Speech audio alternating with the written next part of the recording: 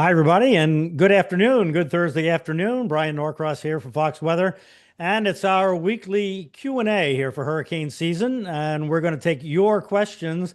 And I have a guest today who is kind of Mr. Hurricane. He has done just about everything, and if I ever have a question about anything about a historical hurricane or how hurricanes are analyzed over the Atlantic or a million other things, I call Dr. Chris Lancy of the National Hurricane Center. He's the chief of what's called the Tropical Analysis and Forecast Branch. It's probably, Chris, the most important branch of the Hurricane Center that nobody's ever heard of in the general public. So, welcome to our Q&A. Thank you, Brian. Really appreciate the opportunity to chat with you today. So, Chris, among so many things, has been the lead scientist, I guess you'd say, on a project to reanalyze past hurricanes. So, what kind of statements are made about what happened 100 years ago, or what happened 30 years ago, or any kind of past hurricane? The group that of scientists and forecasters and researchers that Chris is part of, and this has been going on for years and years, has gone through all of the data available for every storm going back to 1851, and it is that database that we reference. So if you have any questions out there about any kind of hurricane in the past, anything to do with past hurricanes, including Hurricane Katrina, of course, we're at 20 years from that experience, and we'll talk to Chris about that. And one reason that Chris is so apropos for this discussion is that he's very key in what's called the Hurricane FAQ, that if you Google online for the FAQ page and you have a hurricane question, you'll probably come up with answers that Chris was part of, besides lots and lots of other things. So, Chris, it's great to have you here. Let's talk about what's going on in the tropics right now. And by the way, I should say, we're streaming once again on Facebook, YouTube, TikTok, X, Instagram, and LinkedIn. So we're trying to cover all the bases here to be sure that we can reach everybody and give the audience a way to talk to us.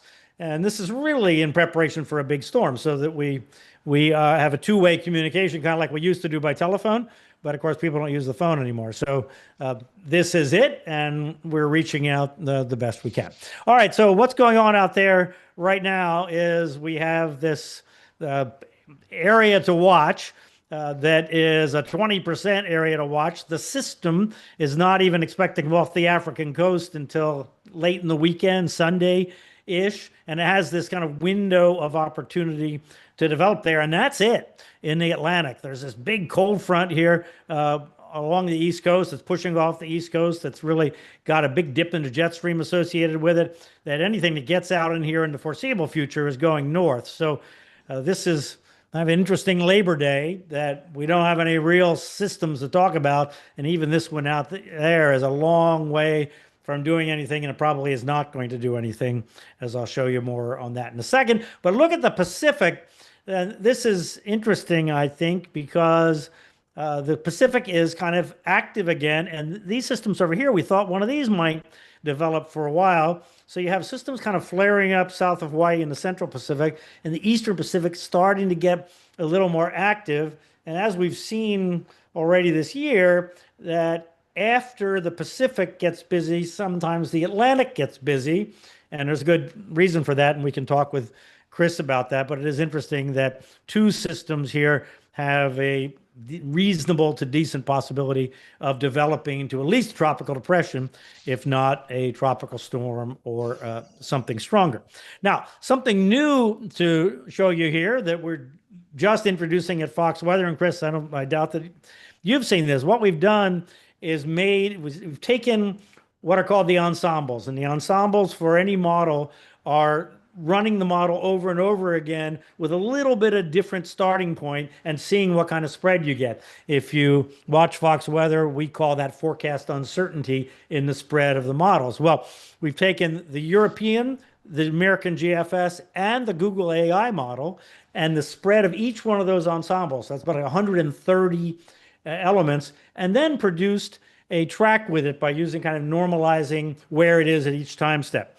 So, and we went ahead and did this, by the way, because the analysis on the Google model for Aaron was very, very good. And I want to hear Chris's opinion of that in a second, but I'll show you what we see. So when we start this, we're essentially starting where we are now, more or less.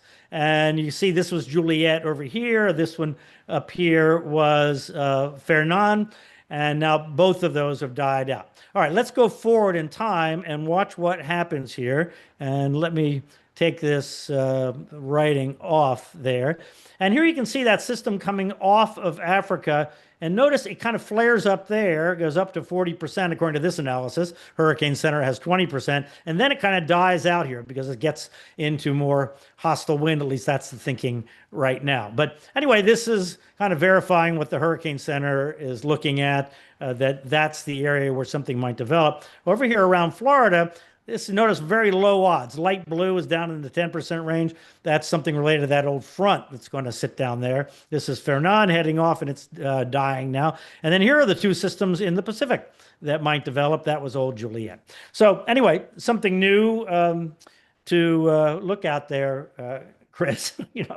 So what's your impression of the success of the Google model on Aaron? I mean, this is all new business here, but that was pretty impressive.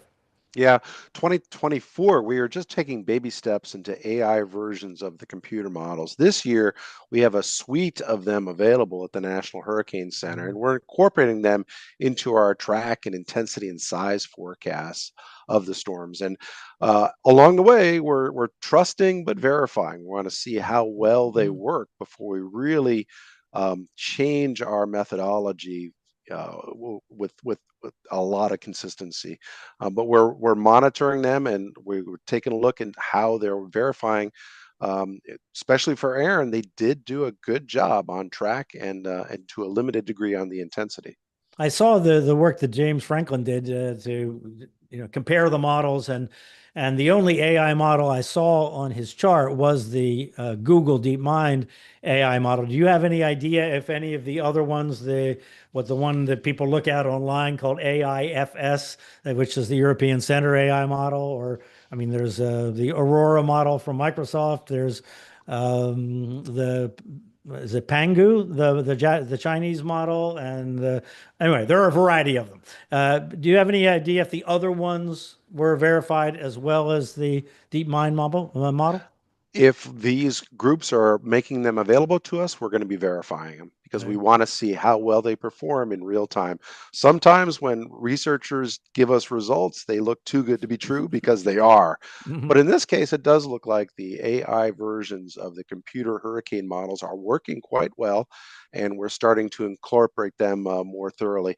We will do an end of the hurricane season evaluation because you get a whole bunch of samples and you get a really robust idea of how accurate they really are. Yeah.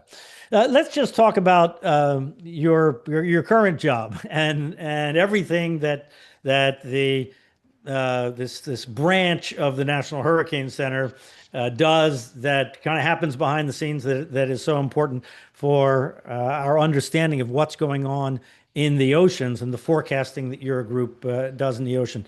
All right, tell us about the group and what you guys do. So the branch that I lead up at the National Hurricane Center is called the Tropical Analysis and Forecast Branch. It's kind of a mouthful, TAFB. And Taffy, we yeah. have 16 marine forecasters that don't just predict during the hurricane season, we do it all year round. And we're responsible for a big chunk of the tropical North Atlantic, the whole Caribbean, the whole Gulf of America, as well as the East Pacific. So we have 10 million square nautical miles that we forecast for every day. And we're providing wind forecast, waves, if there's issues of visibility, whatever the mariners have to deal with out over the open ocean, we're providing them forecasts for them to stay safe. And I know a number of the forecasters at the National Hurricane Center came through your unit. So it's great, really, training for understanding data and analysis that is such a big part of forecasting. Let's talk about Hurricane Katrina. So 20 years ago today, it reached Category 5 strength, and I can remember that day. We thought it was going to intensify, but the Category 5 really was a surprise. Where were you at that time? What's your memory of that lead up to the landfall in southeastern Louisiana and in Mississippi? 20 years ago today, I was a hurricane researcher, and I was part of the Hurricane Research Division of NOAA that's based also in Miami. Hmm. And part of that is we jump aboard the hurricane hunters that the Aircraft Operations Center works out of Tampa at the time. Hmm. And I was on several missions into Katrina. I did 3 flights on the Gulfstream 4 jet around the hurricane. And on the day before landfall, I had finished the third of 3 flights. The last one was over the Gulf, and I was prepared to go home. And I got a call at the Tampa airport at the last minute from my boss, Frank Marks, Hmm. saying, "Hey, looks like the Aircraft Operations Center is going to do a landfall mission on Katrina. Do you want to help out?" And of course, I'm like, "Yeah, I want to be there." So it was get up Wow. middle of the night, jump aboard the Orion P3, and we're flying. And as you mentioned, Brian, it was a Category 5 the day Hmm. before. And we were very happy aboard the aircraft because we could see it was weakening. It was, it was no longer a 5. It was either a Right. 5 or 4 or 3. And so we thought naively that there was not going to be a disaster in Mississippi and Yeah. Louisiana.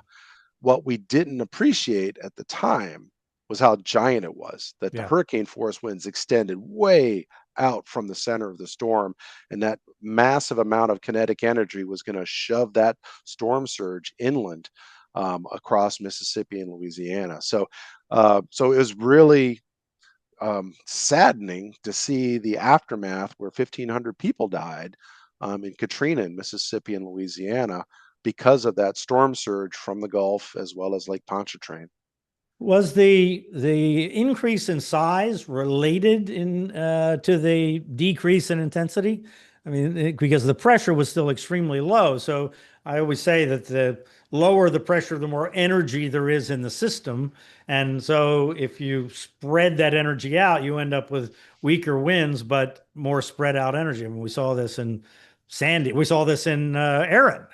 Low pressures and not super high winds. But is that what happened in that last run up to landfall in Katrina? Essentially, did it grow in size in that last 6 to 12 hours?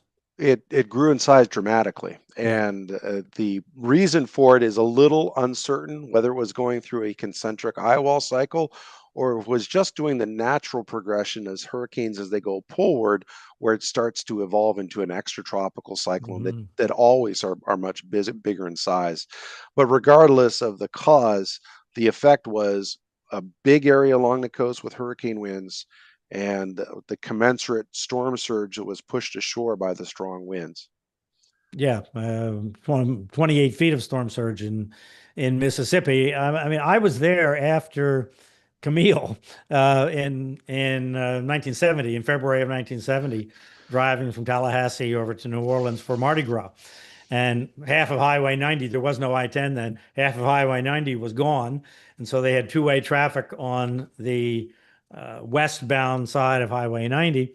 And I mean, it was obliterated through from Biloxi on through Gulfport and past Christiane and Bay St. Louis, as far as you could see from the road looking north into the town. And I know folks from there thought, okay, that was it. That was the benchmark of all time. And then Katrina happened, just you know, within one lifetime, really, another uh, stunning storm in southern Mississippi, and then of course the levee collapse, the flood wall collapse in New Orleans, um, and so forth, and everything that came of that. Jordan, have we got any questions in from any of our listeners here today? Yeah, so we have a couple of questions coming in from different viewers across the country. I think I'll start off with this one. You guys were just talking about it. Kyle, I would absolutely love the opportunity to fly into a hurricane with the hurricane hunters. And I bring it up because a lot of people always talk about they want to go on a hurricane hunter flight, but what is it actually like? Yeah, what's it like, Chris? Yeah, so I for 10 years I flew both the Orion Mhm. P3s as well as the Mhm. Gulfstream 4 jet into and around hurricanes every season. The G4 is more like a commercial airline. It is a jet, Mhm. and you typically fly in the periphery around the hurricanes. And the idea is to monitor the whole atmosphere, at least the troposphere, by launching dropsondes. And so those aren't as exciting. For me as a meteorologist, I love them because you can map out and you can make a great forecast just with those measurements from the dropsondes that you're Mhm. providing. But it's the Orion P3s that go right through the eye. And the way they do that is they don't go over the hurricane. They can't because they're Mhm. turboprop aircraft. They go Right. right through the middle. And so it's imagine being in a car wash with the lights out and you're on a roller coaster all at the same time. That's kind of what it's like. Yeah. You're getting buffeted around. You don't feel the swirling winds, the spinning winds. What you feel is the turbulence, the up and down Mhm. motions. And for Katrina, it was extremely turbulent getting into the eye wall, and there was convection that goes, or thunderstorms that go out, 150, 200 miles from the center. It was a very large system, as we mentioned, Mhm. and so it was bumpy the entire time as we were making the landfall mission. Yeah, so I mean, they have radar on the plane these days, so that they try not to go through the worst of it, I guess, right? To some degree, aren't they looking for some kind of a gap to get into the eye wall if it's possible? Yep, that's the idea. You want to Yeah, not go into the most hazardous conditions possible, but if you're getting into the eye of a strong hurricane, usually it's got a complete eye wall, and exactly. so there's Yeah. not a lot of weak spots to go through typically. And indeed, in the early years of the hurricane hunters, from the 1940s to the 1960s, they typically did not go into the eye for strong hurricanes. They would approach it, they would paint it with their nose radar, Mhm. and then they're like, "That's where it is, but we ain't going in there because it's just too dangerous for us." So, since the 1970s, there's more routine that we do fly into the hurricanes. But one aspect for safety, we only fly at 10,000 feet, 2 miles Yeah. above the ocean, because if the pilots lose control of their plane, which often happens for a few seconds, they're able to regain control and stay safe. But yeah, it is quite the experience getting to fly. Typically, it's only those folks that are researchers. Occasionally, we do get the forecasters on board, but usually, when there's hurricane flights, our forecasters are busy. And occasionally, they'll take news media aboard as well. Yeah, TV weather guys sometimes go on those things. But, what you just mentioned is important, I think, when we talked about the historical record, and nobody knows more about the historical record that we have for hurricanes than you do. The fact that the data collection systems that were used, even in relatively recent times, where we actually know there were storms there, going way back, a whole bunch of storms, no doubt, happened that we really don't know existed because they were out in the ocean somewhere. But the fact that the data collection technique by aircraft has changed, doesn't that change our certainty about what was going on in the hurricane, how strong it was at the time that we weren't actually penetrating into the eye and measuring what was going on there? Oh, without a doubt. The technology infuses our ability to understand what's going on in a hurricane, including how large and how strong the winds are. You go back further in time and you just don't have the capabilities to actually see what's happening there. So, for example, they have dropsondes on the aircraft now that I mentioned. Hmm. Those can accurately measure the winds, but it's just for a spot, just for one Hmm. little location, and only for a few seconds. You go back further in time, and you did not have those available before about 1997. The aircraft measure the winds really well at that 10,000-foot elevation, but those aren't the same winds that are felt at the ocean or when the hurricane comes ashore on land. And so, yeah, so we've got great measurements of winds at that level, but how do we adjust those down to the ocean surface? And that's still a process that we use today. And we've only had accurate flight level winds for all the aircraft since 1990. for the NOAA aircraft goes back to the mid 70s where I have accurate. And, before the 60s, you didn't have satellites either. And so we Right. had no clue of where the hurricanes were. They would actually send aircraft out of the Lesser Antilles near Puerto Rico looking for hurricanes to the east before the Yeah. satellites were there. That was their mission. Go see if there's anything out there without knowing if there's a storm at all. Yeah, well, famously in the great Labor Day hurricane, here we are, Labor Day of 1935, the Cuban Meteorological Service sent an American guy up in well, not much more than a biplane. It might have been a biplane. I don't know. He went out looking for the the incredible hurricane that ended up just completely destroying the Middle Florida Keys, or just north of the Middle Florida Keys, I guess, around Alamorada today, Matacumbe Key. They sent this guy in an airplane up to see if they could go find the storm, and he found it in a place that they weren't expecting it to be, and that actually did provide some alerting to that storm wasn't going to go past Key West. It was actually going to turn to the north, as I recall the story. Yeah, you look back on the historical, jumps, and often Mhm. it's things that are done as a fluke. It's so the routine aircraft reconnaissance began in World War II, basically as a bet between some of the pilots from Britain and some of the pilots from the United States. Mhm. And they flew out of Arlington, Texas, got into a hurricane that was offshore Texas, and the weather officer was so impressed, he demanded that the pilots take him back out there. And then at that point, they realized it's actually fairly safe to fly into hurricanes if you have enough altitude.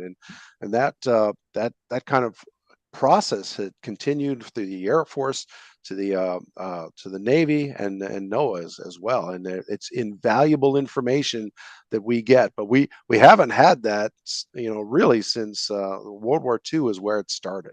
Yeah, yeah, Colonel Duckworth, right? Then I think he actually flew through the storm when it was over Houston, if I recall. He could look down through the eye and see the city, because of the war. They weren't reporting on where the hurricane was, and so it was all everything was new information there. All right, Jordan, what do you have? Yeah, our next question is, why does it get chilly outside when hurricanes happen in the Atlantic Ocean?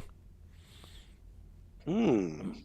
Well, Okay. I mean, I think that this is all right. Correct me, Chris, but I think we're transporting air from aloft to the surface when you have uh, any kind of significant downpour of rain. You pull air from aloft, and the stronger you pull, the stronger winds from aloft, even, right? This would I mean, I can sort of, so I can feel this. What I'm thinking, I'm trying to think of what's jogging me here. Maybe it was Wilma, though. That was a little different thing, because that was a late year storm, and essentially Wilma pulled a cold front through South Florida.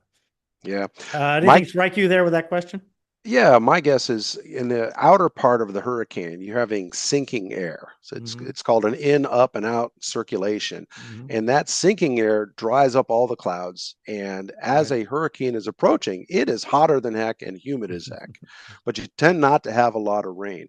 And Right. then as the storm gets there, you're getting the rain bands and the air is cooled off substantially because of that. So certainly it's not a cold front, but Hmm. it's because you're actually starting to get the rain cooled air as the core of the hurricane gets closer to you.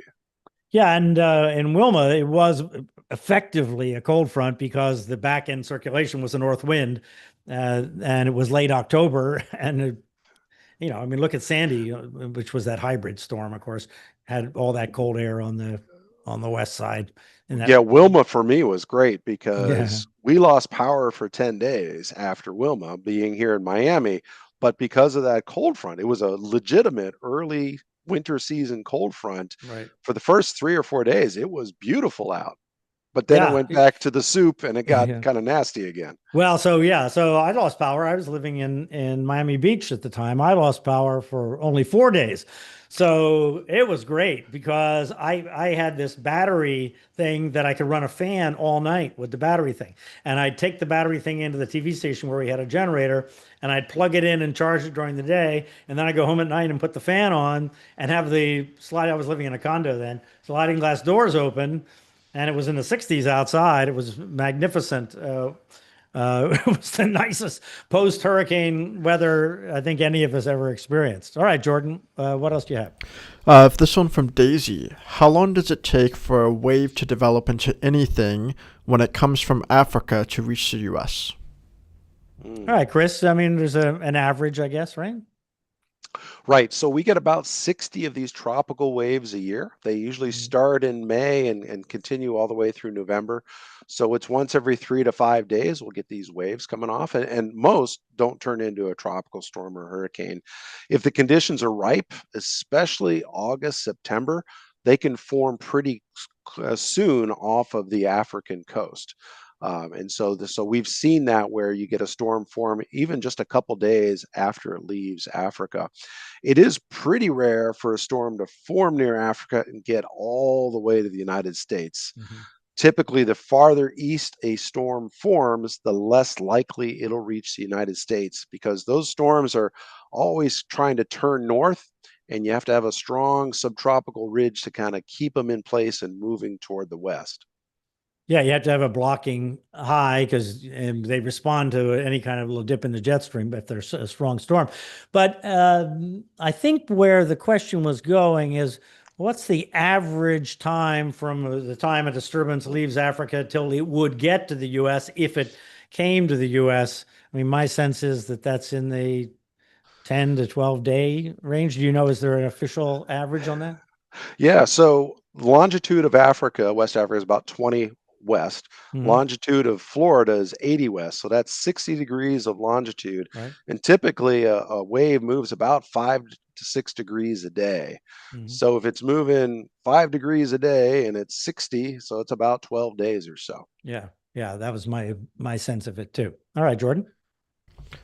All right, our next one coming from Joe on YouTube. Whatever happened to the GFDL model? I believe it was one of the more advanced models when it was first introduced in the 90s. Was it formally retired, or did it evolve into another model? Well, the geophysical, what laboratory? Dynamics. Fluid dynamics. Fluid dynamics laboratory. That's right. At Princeton, produced that. I mean, I know they're still, the lab is still working, right? But are they not in the model? No, they're still doing something, right? But maybe not in a daily model. Where does that stand? Do you know? So they brought about the GFDL model, and it was a great success as one of the very first hurricane focused models. We call them mesoscale models that are kind of just the hurricane, not global weather. And it led to the development of the Hurricane Weather Research Forecasting, or HWRF model. And eventually, as HWRF left GFDL in the dust, at one point, it didn't make sense to run the GFDL model anymore because it just didn't have as much skill. So there are researchers at GFDL that are still involved with the next generation hurricane models, as well as global model development as well. Yeah, I know. I've seen talks about them. I mean, it's a real high level group there at the GFDL lab at Princeton. Jordan? All right, so this one, I am not very familiar with this, but I'm sure you guys are. Hi, Brian. Leonard Povey flew a Curtis Hawk biplane fighter and found the Labor Day hurricane. He didn't try to fly into it, but he did verify that it turned away from Havana and would strike the Keys. So that's an interesting story. So Willie Dry wrote the book on one of the great books, but a great book, The Storm of the Century, on the 1935 Labor Day hurricane. And Leonard Povey, the name was like stuck in my brain. Leonard Povey was the American guy that the Cubans sent out. The Cuban Meteorological Service was extremely advanced, and even into the 30s. Father Benito Viñas. These names of the past are I'm losing it today. But Father Benito Viñas, who started the the Havana Observatory was a Jesuit priest, and the Jesuits were very science-minded. And he was brilliant in the 1870, I think 1876. He made his first forecast, and he would publish forecasts in the newspaper. And the Cubans went, "Wow, he was brilliant!"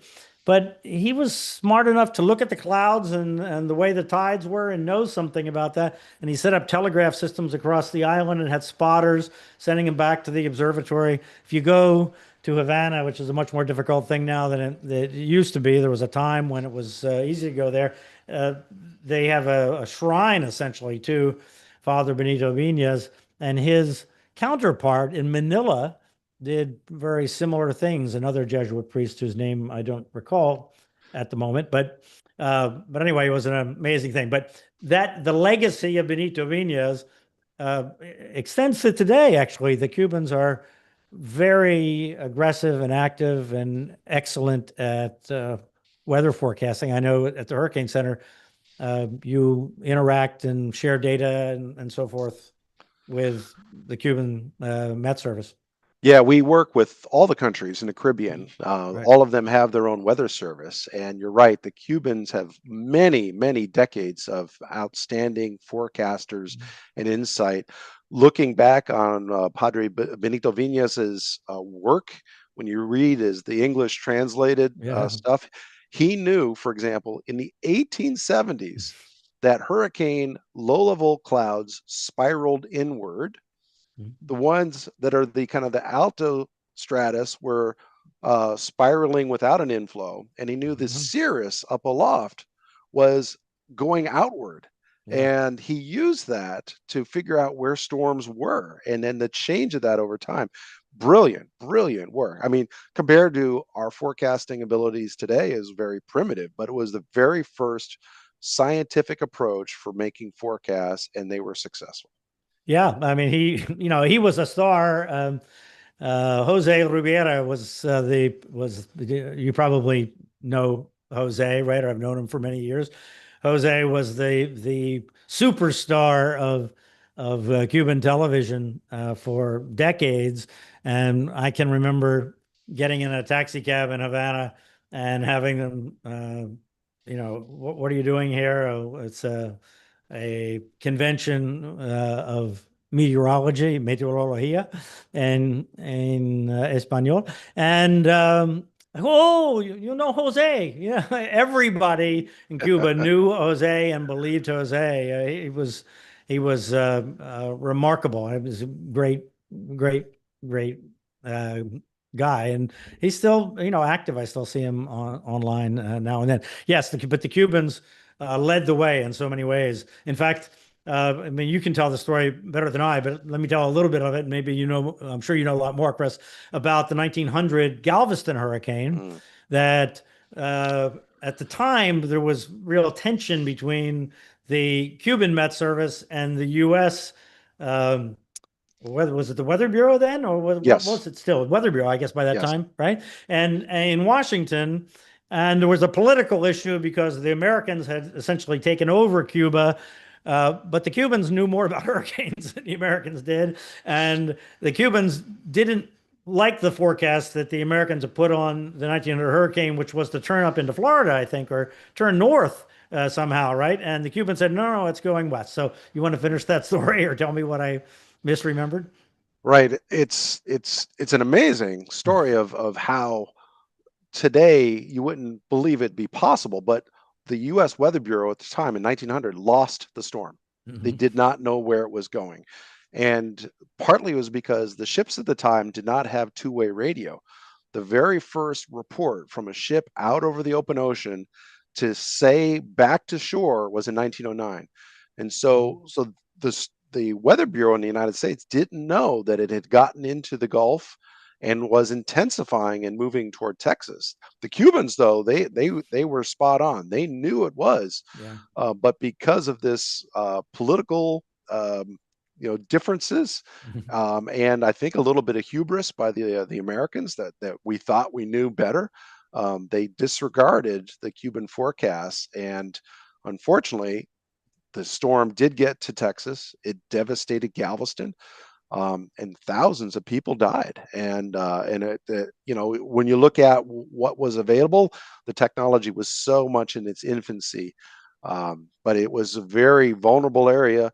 Lots of people living on a barrier island that was very low elevation, and a massive storm surge overtook the whole island. Yeah, that's another incredible story, incredible book about the 1900 hurricane. Yes, I mean that the whole political issue was so bad about who was in control and so forth that the Cubans weren't allowed to use the telegraph to send their message out. It was a horrible thing, which reminded me of the wasn't the 1919 hurricane, the sort of great Corpus Christi hurricane that they kind of lost as well for a while after it passed the Keys, and um, and then was heading toward Corpus Christi, and there was some question of how big it was and what was going to happen.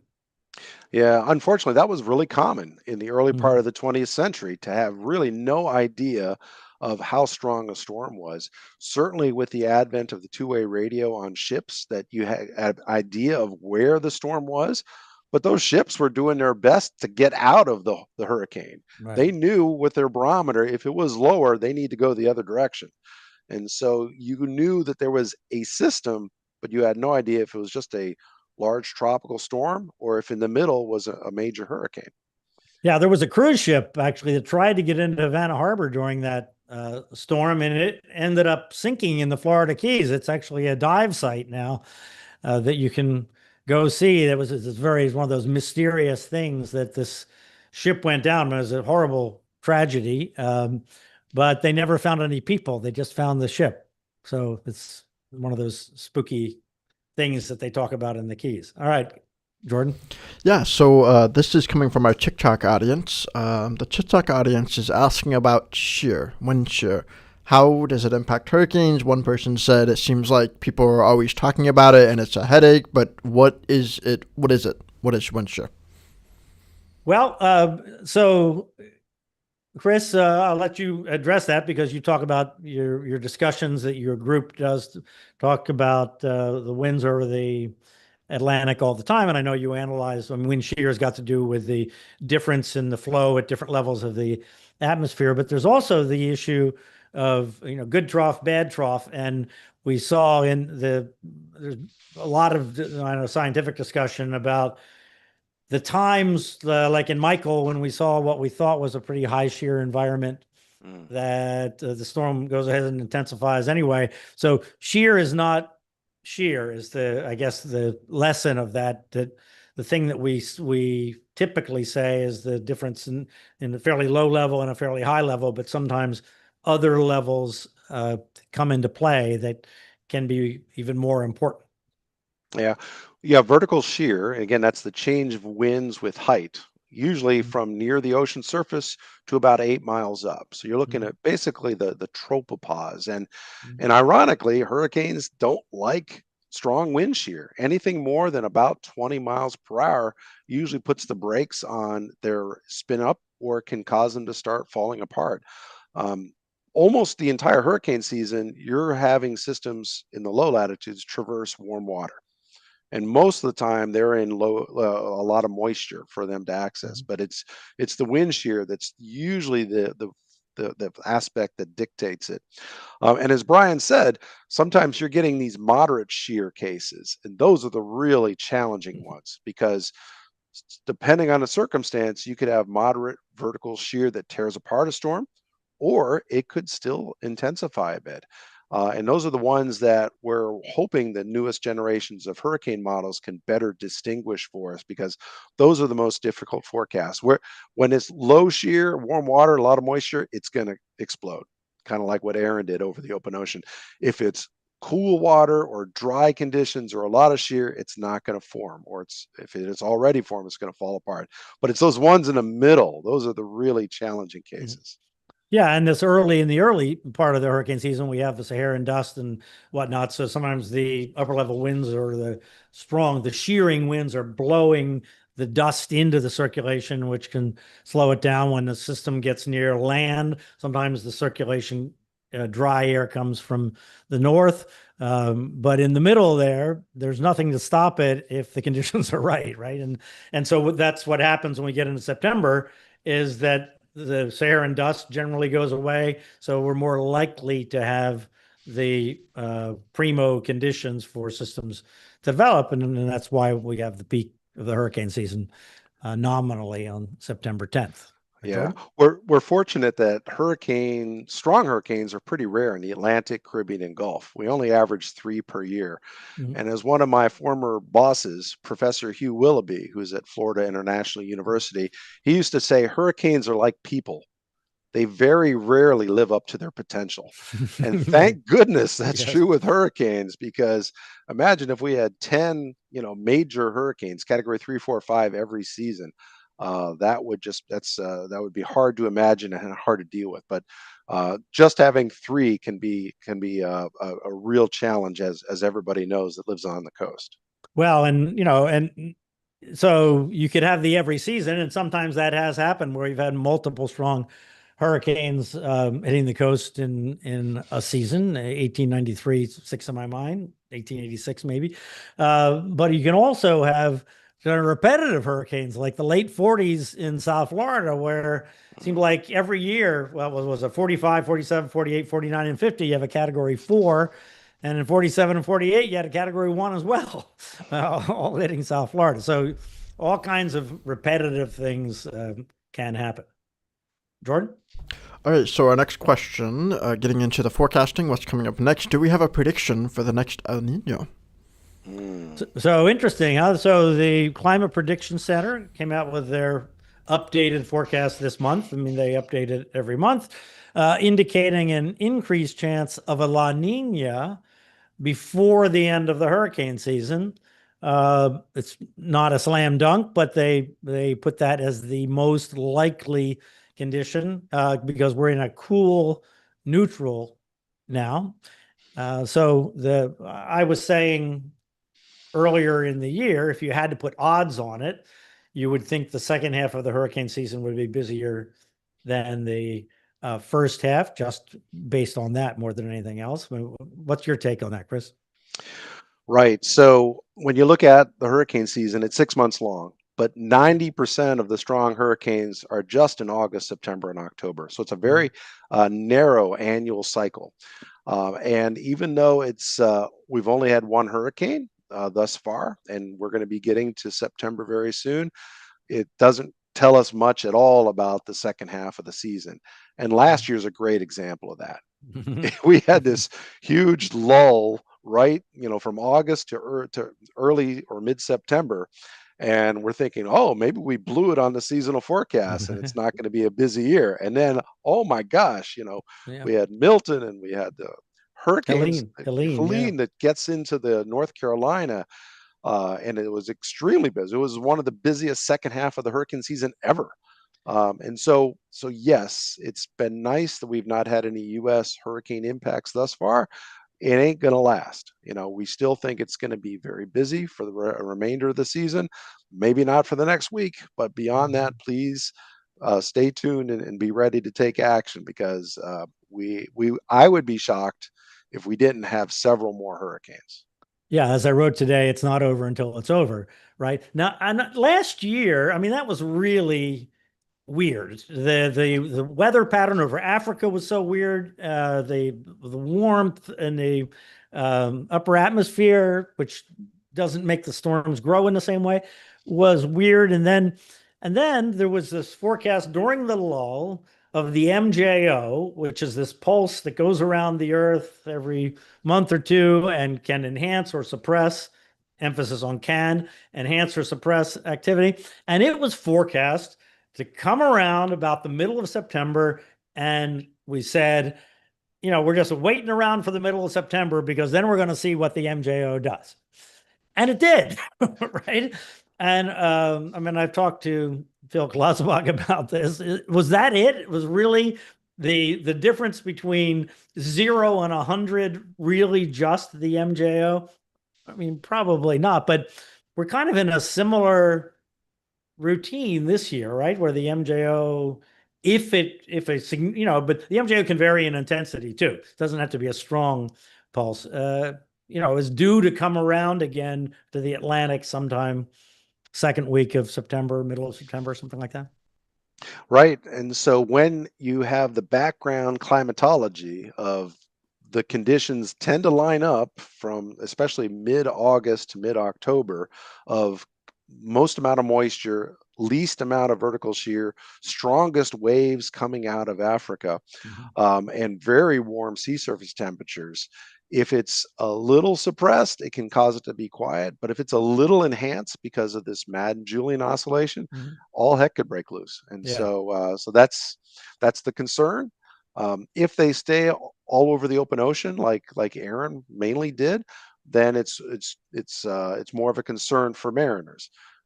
But if they form closer to the United States, or if the steering patterns take a storm over the open ocean and head us to the United States, then it's going to be busy for all of us. Yeah, I know you love your mariners, but that was an amazing threading of the needles with Aaron finding that track. I know that we've had tracks just offshore. I mean, a lot of them just offshore of the U.S., and there are good reasons for that, I guess. But that was we were really very, very, very fortunate that a storm that big didn't have significant impacts on land. Jordan? Yeah. What if I could Yeah, go ahead, comment Chris. that one of our main customers are mariners, whether it's Right. cruise ships, it's cargo ships, oil Right. tankers, folks with giant personal yachts, and we can actually monitor them through their satellite transponder. And it was gratifying to see all the mariners getting out of the way of the storm, not just where it's at now, but the projected track as well. And it means that the mariners over the open ocean are getting the forecast and taking appropriate action so that they don't get hurt, or they don't suffer property loss. And so that's really neat when we can see our customers actually doing the right thing to stay safe. Yeah, now they can get it. Now so many ships, in fact, I guess pretty much any ship has satellite internet now, and they can get real data. I mean, we've had these horrible tragedies in Hurricane Joaquin and in Hurricane Mitch, where ships were lost because of complicated set of misunderstandings and taking a chance and failing actually, and losing the ship and losing the crew and so forth. But now people can be informed, and it really is your team that informs them and keeps them safe. It's fantastic.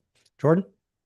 Yeah, so while we're kind of talking about it, just wanted to give you guys a shout out. People are really enjoying the questions. They're learning a lot that you guys are talking about.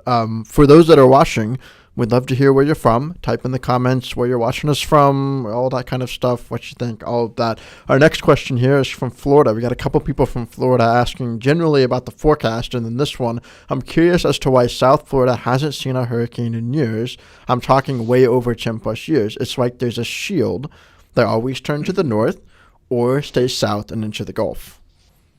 So this kind of gets to the bigger version of that question. If you're not South Florida focused, is do we know why, like in 1954 and 55, the storms all seem to go to the Northeast and New England, and lately they've all been in the Gulf for years. It's not just a little tiny stretch. It's actually a significant stretch. Or in the 40s, so many in South Florida. Actually, there was that whole stretch.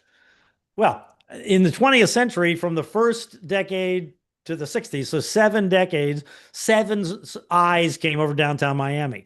Not to mention the 1947 Fort Lauderdale hurricane and other hurricanes, that the 45 hurricane and that was significant in Dade County and other ones.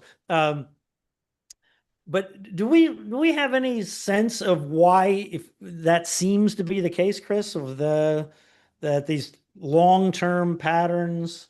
Is it sunspots, or it feels like there's some kind of long-term cycle on top of the short-term cycles in some mysterious fashion? Yeah. You're certainly right. There's a perception that I have as well that there's clustering in time of either Mhm. clusters where you don't get hit in areas like South Florida that we've not been hit since Irma directly by a strong hurricane. And then there's periods where you get whacked repeatedly at the same area. So, for example, Florida in 2004 and 5, Louisiana in 2020 and 2021, repeated same areas being impacted. Yeah. Um, I don't think it's random, but we don't know as meteorologists or climatologists why that's occurring. I think it would be a great PhD study to uncover Mhm. what is causing that because I don't think it's random, but I don't understand what's causing that. We do know that there's a couple of ingredients to get a landfall. First, where does the storm form? And the closer a system forms to the coast, the more likely it's going to hit that coast. Makes sense. Mhm. But then there's the steering flow on top of that. And typically, to get a system from the Atlantic to make landfall in the southeast US or the mid Atlantic or New England, you've got to have a pretty strong ridge that's going to push the storm there. Did we have that, for example, in the Carolinas in 54 and 55, where you had 5 hurricanes hitting that same area? Probably. But what's causing that? Is there any Mhm. overall forcing factor? And is it predictable? Mhm. There's probably 4 PhD theses right there that need to be Right. done. But it's a great question. We see this clustering, and nobody knows why. Yeah, and when you talk about, I mean, Miami specifically, since Miami has been transformed into this, just I don't know, it looks like Hong Kong just about. I mean, it's a sort of a smaller version of Hong Kong. It's this incredibly dense high-rise city sitting there. You fly into Miami, and it looks all you can see is water. I mean, water, and it looks like the land is 3 inches above the water. It's amazing, and the city is sitting right on the water. But if you think about, downtown Miami has been hit by hurricanes, as I said, 7 times, and I went over in the 20th century. But in terms of big, I don't mean just strong hurricanes. The 1950 Hurricane King was a category 4. I think you guys upgraded it right to a 130-mile-an-hour category 4. Um, but it was a little tiny hurricane. I mean, an incy tiny hurricane, right? That hit downtown. But the airport, as I recall, do I recall this right? The airport didn't have much. And West Day didn't have much. And Miami is a very small city, east to west. So I mean, it was exceptionally small hurricane. You really, somebody asked me recently that works with the governments and so forth about Miami hurricanes. I said, there really hasn't been a bad one since 1926. I mean, a Mm, really bad one, right? I mean, 1926 Miami hurricane, Great Miami Hurricane was just such an exceptional storm, and then it almost got repeated in 1928 when the storm went farther north and turned into the Lake Okeechobee disaster after being a huge catastrophic event in Puerto Rico. But these giant storms, Irma type storms, yeah. right? That we haven't had that in Miami since 1926. That is debilitating over such a large area that if it happened today, how would you how do you begin to recover? Because the thing about Andrew, for example, which was obviously catastrophic in South Dade, folks from North Dade and Fort Lauderdale could go to South Dade and help almost immediately to some degree, to the degree they could. But if you have a regional disaster like the 1926 hurricane, everybody is fending for themselves, and you have disruption across the entire metropolitan area. So it's daunting to think about. Yeah, it's amazing how hurricanes are so different. And Yeah. that maybe is one aspect that the public doesn't quite understand. You have a category 5 hurricane like Andrew, and it's tiny. The eye was 10 miles across. That's it. And folks in Fort Lauderdale, they barely had a category 1 because it was so Right. small.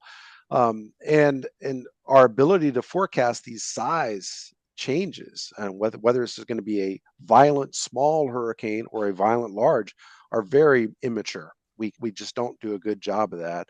And so you're right. If we have a big like a Katrina that makes landfall Mhm. in Miami, or as you mentioned, the 1926 Great Miami Hurricane, it's going to make it a lot more difficult. I'm hopeful that the building code has been upgraded since Andrew, or especially since the 26 storm, and that it's been, the inspections are occurring and we're adhering to it. But there's so many more people living in Miami-Dade County now. What is it, 2.5 million people, that even if only a quarter of the homes have, major to complete damage, you're still talking about tens of thousands of homes, maybe even more than we had during Hurricane Andrew. Yeah, and I think the threat that we haven't seen in Florida, that is very real in a densely populated place like Miami, or it could happen in Tampa as well, is the stranding issue. So you had a 1926 hurricane where the ocean water came over the beach communities. You would have people in those buildings with their cars wrecked in the streets and no ability to get out, maybe with no power, no water, no communications, and really no ability for ambulances to them because the streets would be deep in sand and debris and so forth. And it could happen, obviously, in the city as well. Biscayne Bay floods and there's debris in the streets, and people are safe in the building, but they're stuck in the building. We haven't had that yet, but to me, that is one of the many big threats of a big hurricane affecting a big metropolitan area. I mean, Wilma was the example. When Wilma happened, in what it was a category 1 in Miami-Dade, right? Category Yes. 2 in parts of Broward and Palm Beach County, right? It was the third most expensive hurricane in the history of hurricanes in 2005. So it was Katrina, Andrew was, it had been Andrew, but then Katrina, Andrew, Wilma. I mean, and this is a category 1 and 2, but it hit an incredibly populated, densely populated place. It just makes it's exponentially more complex. All right. Yep. Yeah, go ahead. Go ahead. Go ahead, Bryan. Go ahead, Chris. What were you going to say? Okay. It is daunting about what could occur. And one would think, with the technology we have today and the infrastructure, that we're not going to have a situation in the United States again where people are on their own and need to be taking care of themselves for days at a time, and maybe even longer than that. But you're right. The scenario of a very strong, very large hurricane hit direct impact in a major metropolitan is a really scary scenario, and it's not inconceivable, whether it's Houston or New Orleans again, or Miami, or places that haven't had major Or hurricanes New that aren't York. as big. New York, yes, yes. or Cape Cod, or yes, if you study the history of hurricanes in the Northeast, I mean, they've had a lot of hurricane disasters that, if they happened again today, would be extremely daunting to deal with. Jordan, sorry, go ahead. Oh, no worries. So everybody get their questions in. We don't have very much time left, so let's get the questions in. But I wanted to bring this up. You guys might be familiar with it. This is Dr. Isaac, I believe that's Klein. Yeah, did tracking of the Great Galveston Hurricane of 1900. I know you guys were talking about Galveston a little bit ago. So Isaac Klein was a complicated figure, because he was very wrong about whether Galveston could face a hurricane, but he ended up being quite an instrumental researcher and a tremendous figure later in his life. I think he transferred to New Orleans, wasn't it, after his time in Houston? Yeah, he is a bit of a complex figure, as you mentioned, because there's a bit of a debate about his role during the hurricane of Galveston 1900. Certainly before the storm, he downplayed the risks because he thought that the water being really shallow off of Galveston meant there was less risk from saltwater flooding from the storm surge. And the physics was actually the opposite. Because it's so shallow, it was more at risk for a devastating storm surge. But there's a book by Eric Larson called Isaac Storm, where he makes the case that Isaac Klein exaggerated his role in saving people during the storm itself. because he made claims that he helped rescue lots of folks and get the word out. But the evidence is a bit more inconclusive on that. Today, he is held up as an amazing researcher. After the fact, Mhm. he became the foremost storm surge researcher in the United States and had a great career for another 20 years. But it's still a bit unknown of really what happened there in Galveston in 1900 for Isaac Klein. It was certainly a personal tragedy. His wife passed away in the storm surge. In the storm Um, surge in their home. Yeah. Yeah, that's a great book, Isaac Storm. The thing that has always been perplexing to me about Isaac Klein, and he told the city fathers in Galveston that they were safe. They did not need to build a seawall, which they of course did after after the hurricane in 1900. But just before that, there was used to be another port and that was competed with Galveston actually, for goods being manufactured in Texas and whatnot, called Indianola, and it was south of Galveston, kind of halfway or so to Corpus Christi, I guess, and that that town was almost obliterated in 1875 in a hurricane, and then completely obliterated in 1886 in another hurricane, and they gave up on the town. and they moved it inland. I mean, so, and with big storm surge and all of that. So to me, that was just a big mystery about how he could have thought that Galveston was somehow immune when Indianola had been just, you know, destroyed, completely destroyed. And yes, the issues about, wasn't he supposed to be riding on a horse warning people or some kind of thing, and nobody, happened to see that after the fact. I mean, it was a very, very complex situation because it was, I mean, it was thousands of people dead in these piles of debris. So it was a, yeah, it's a, it may be partly the psychology of disasters, where yeah, even someone objective as a scientist like he was could have been caught up. Well, a disaster can't happen here where I live, yeah, and so yeah, maybe even though, as you said, Indianola hurricane 1875, 1886 doesn't exist anymore because of those hurricanes, wasn't that far away. But it's possible that because of the impact that he would feel, that he thought that it wasn't ever going to occur. yeah. And of course, it was a fatal mistake for many people because of that. Do, do you have any idea what was known about storm surge science? So now we know that the Gulf is very vulnerable from all the way from Florida around to Texas because of this shallow shelf that lifts the surge up essentially and accentuates the surge. So it's so different on the west coast of Florida or elsewhere in the Gulf than it is on the east coast of Florida, for example, where we get much bigger waves. Still storm surge for sure, but much bigger wave action. Uh, when did that science, come about? Do you have any sense of that?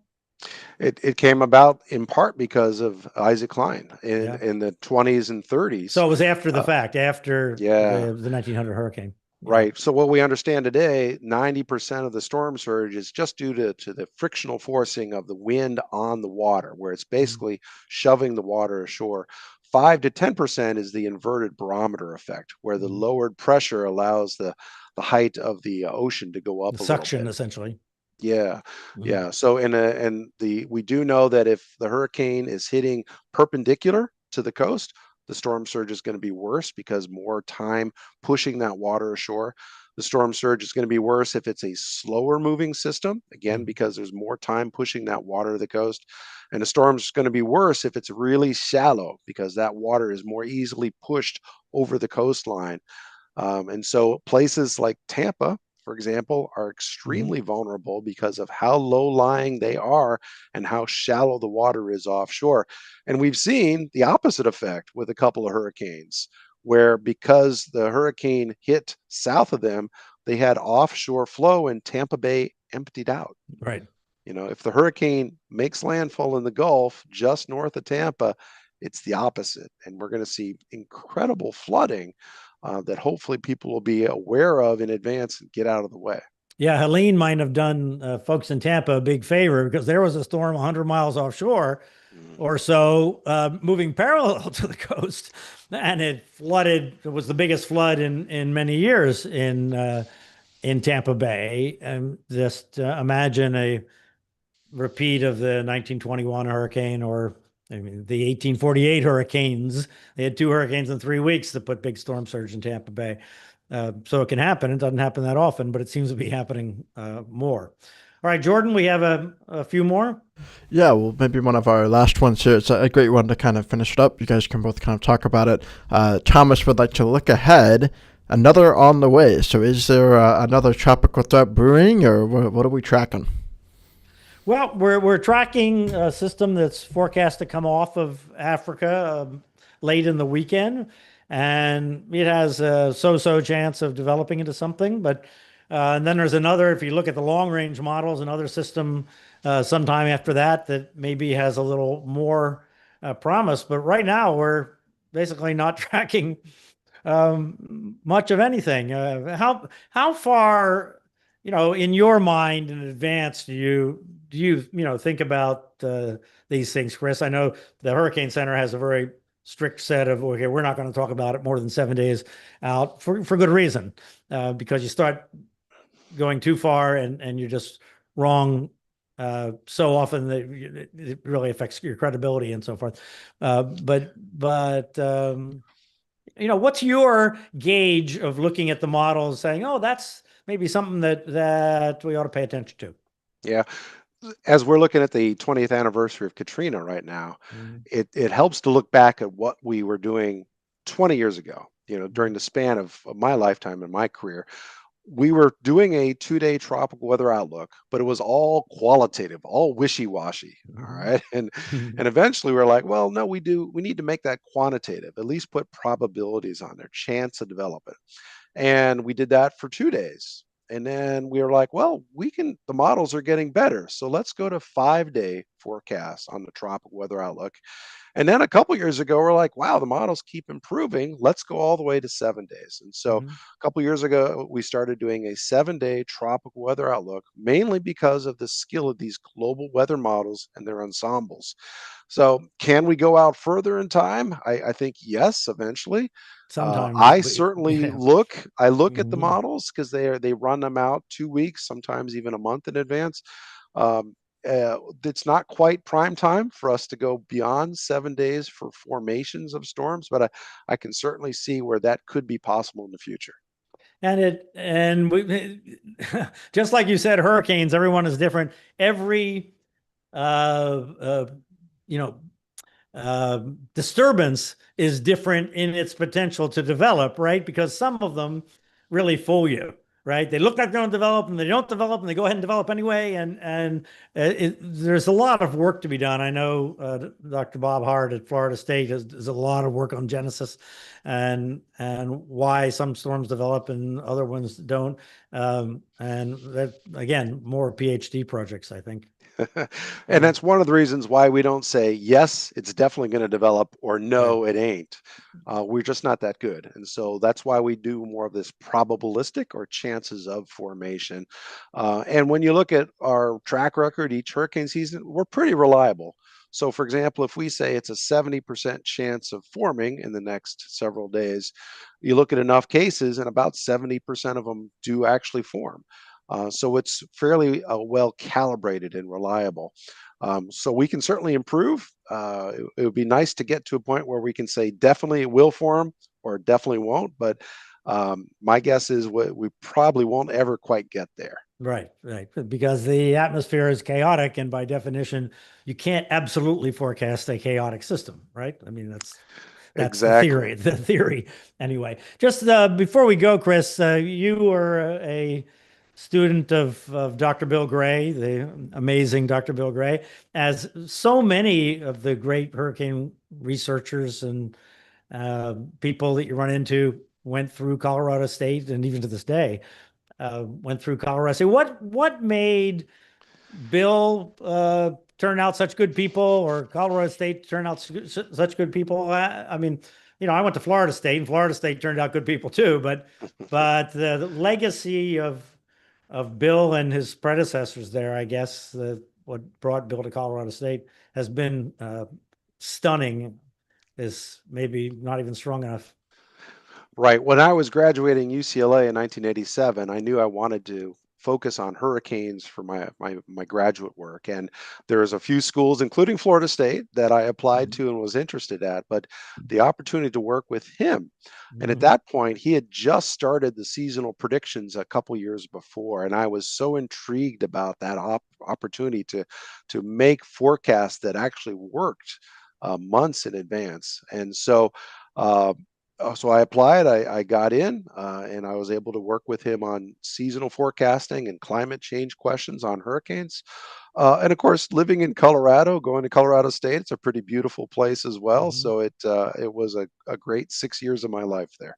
Yeah, yeah, yeah. He was an amazing man. It was a great place. I was very honored to know him there for many years and to visit him at Colorado State. And of course, very good friends with Dr. Phil Klotzbach now, who has picked up that mantle, and he and Michael Bell and team there are still at it and still always coming up with new thoughts and new ways to do it. So, all right, Dr. Chris Lancy from the National Hurricane Center and TAFB, and does the great work of analyzing what's going on by satellite and forecasting offshore. We don't talk about TAFB enough, I don't think, and the work that you guys do. So thanks, Chris. Really appreciate you having being with us this afternoon. Well, you're very welcome, Brian and Jordan. Appreciate the chance to talk to you in depth about what we do and some of the historic hurricanes, and hoping we stay safe this season, both over the open ocean and on shore. But we still have a little more than half a hurricane season to go, so we'll see what happens. Yeah, and that second half maybe looks like, odds are a little bit, that is going to be busier than the first. All right, everybody. Thanks for tuning in, and be well. And we're planning to see you again next week, unless something weird happens. But we'll keep you up to date on all your social media channels. Take care.